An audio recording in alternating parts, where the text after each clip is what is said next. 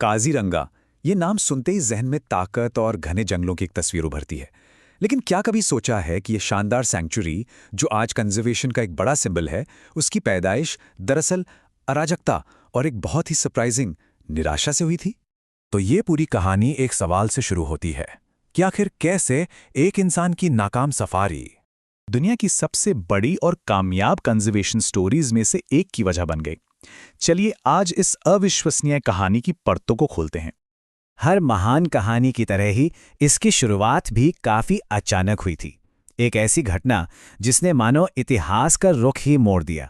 बात है साल 1904 की। भारत की वायसरीन मैरी कर्जन बड़ी उम्मीद से काजीरंगा के जंगलों में एक सींग वाले गैंडे को देखने आईं। लेकिन सोचिए, उस दौर में जब गैंडों का उनके सींगों के लिए बेरहमी से शिकार हो रहा था, घंटों घूमने के बाद भी उन्हें एक भी गैंडा नहीं दिखा। उनकी यही निराशा, यही डिसअपॉइंटमेंट काजीरंगा को बचाने की पहली चिंगारी बनी। उन्होंने फौरन अपने पति लॉर्ड कर्जन से कहा कि इस अनमोल विरासत को बचाना ही होगा। और बस उस एक गुजारिश का असर देखिए। 1905 में इसे रिजर्व फॉरेस्ट बना दिया गया। फिर 1916 में ये एक गेम सैंक्चुरी बना, मतलब एक ऐसी जगह जहां शिकार पर पूरी तरह रोक तो नहीं थी, पर उसे कंट्रोल किया जाता था। लेकिन फिर सोच में एक बड़ा बदलाव आया।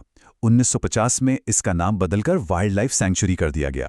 ये सिर्फ एक नाम का बदलाव नहीं था, पता है, ये कंजर्वेशन के प्रति बदलते नजरिए का प्रतीक था। मैनेजमेंट से प्रोटेक्शन की तरफ एक बहुत बड़ा कदम। और इसके बाद तो 1985 में यूनेस्को वर्ल्ड हेरिटेज साइट और 2007 में टाइगर रिजर्व का दर्जा मिलना इसकी लगातार बढ़ती अहमियत को दिखाता है। आज काजीरंगा एक सींग वाले गैंडों के लिए सिर्फ एक घर नहीं, बल्कि एक अभेद्य किला है। ये कहानी है विलुप्त होने की कगार से दुनिया के सबसे बड़े गढ़ तक पहुंचने की, एक बहुत ही प्रेरणादायी यात्रा। जरा इस आंकड़े पर गौर कीजिए। ये काजीरंगा की कामयाबी की पूरी कहानी खुद बयां कर देता है। पूरी दुनिया के 2/3 से ज्यादा एक सींग वाले गैंडे सिर्फ और सिर्फ काजीरंगा की सीमाओं के अंदर सुरक्षित हैं। ये कंजर्वेशन के इतिहास में एक मॉन्यूमेंटल, यानी कि एक स्मारकीय उपलब्धि है, सच में। लेकिन काजीरंगा की कहानी सिर्फ गैंडों तक ही नहीं रुकती। अरे ये तो बिग 4 का भी घर है। रॉयल बंगाल टाइगर, एशियाई जंगली हाथी, पूर्वी दलदली हिरण और जंगली भैंसा। सोचिए, इन सभी विशालकाय जानवरों का एक ही जगह पर इतना फलना फूलना, ये अपने आप में इस बात का सबूत है कि यहाँ का इकोसिस्टम कितना स्वस्थ और बैलेंस्ड है। अच्छा, अब आते हैं इस कहानी के सबसे दिलचस्प और शायद सबसे कॉम्प्लेक्स पहलू पर। वो है ब्रह्मपुत्र नदी का विरोधाभास। एक ऐसी नदी जिसके 2 चेहरे हैं। एक चेहरा जीवन देता है तो दूसरा सब कुछ छीन लेता है। काजीरंगा को बनाने वाला जो सबसे बड़ा क्रिएटर है ना, वही इसका सबसे बड़ा खतरा भी है। और वो है हर साल आने वाली विनाशकारी बाढ़। ये एक ऐसा पैराडॉक्स है जो इस पार्क के वजूद को हर पल, हर लम्हा डिफाइन करता है। देखिए, ये दोनों चेहरे असल में एक दूसरे से जुड़े हुए हैं। एक तरफ ये विनाशक बाढ़ अपने साथ जो मिट्टी और पोषक तत्व लाती है, वही इन बड़े बड़े घास के मैदानों को एक नया जीवन देती है। इन्हीं मैदानों पर तो गैंडे और दूसरे जानवर निर्भर हैं। लेकिन वहीं दूसरी तरफ यही बाढ़ सैकड़ों जानवरों की मौत का कारण भी बनती है। पार्क की कीमती जमीन को निगल जाती है और बेचारे जंगली जानवरों को इंसानी बस्तियों की ओर जाने पर मजबूर कर देती है, जिससे कॉन्फ्लिक्ट पैदा होता है। तो मतलब जो शक्ति जीवन देती है, वही जीवन ले भी लेती है। तो सवाल ये है कि इतने मुश्किल और विरोधाभासी माहौल में काजीरंगा आखिर कामयाब कैसे हुआ? इसका जवाब है सिर्फ एक जानवर पर ध्यान देने के बजाय एक होलिस्टिक, यानी एक समग्र अप्रोच अपनाने में। काजीरंगा की सफलता का फॉर्मूला इन 3 मजबूत पिलर्स पर टिका है। पहला, कड़े कानूनी संरक्षण, मतलब हथियारों से लैस गार्ड्स की 24 घंटे गश्त और शिकारियों के खिलाफ जीरो टॉलरेंस की पॉलिसी। दूसरा है बाढ़ का अनुकूल प्रबंधन, नदी से लड़ने की बजाय उसके साथ काम करना, जैसे ऊंचे ऊंचे टीले बनाना जहां जानवर बाढ़ के वक्त पनाह ले सकें। और तीसरा, जो सबसे जरूरी है, वो है कम्युनिटी पार्टनरशिप। इको टूरिज्म के जरिए लोकल लोगों को गाइड या जीप सफारी ऑपरेटर बनाकर कंजर्वेशन से आर्थिक तौर पर जोड़ा गया है।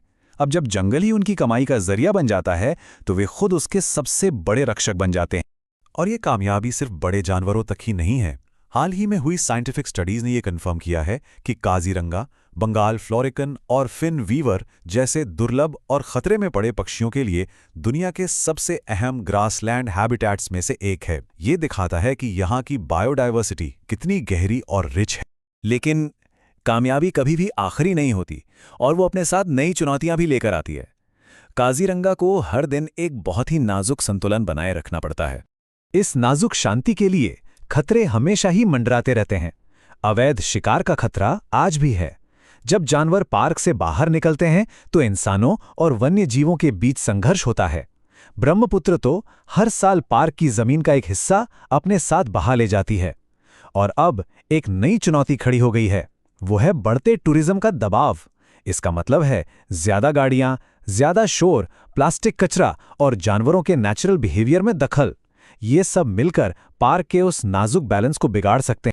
तो यहाँ से समझने वाली सबसे ज़रूरी बात यह है कि काजीरंगा में सफलता कोई मंजिल नहीं है जिसे हमने पा लिया हो। नहीं, ये एक लगातार चलने वाली एक मुश्किल प्रक्रिया है।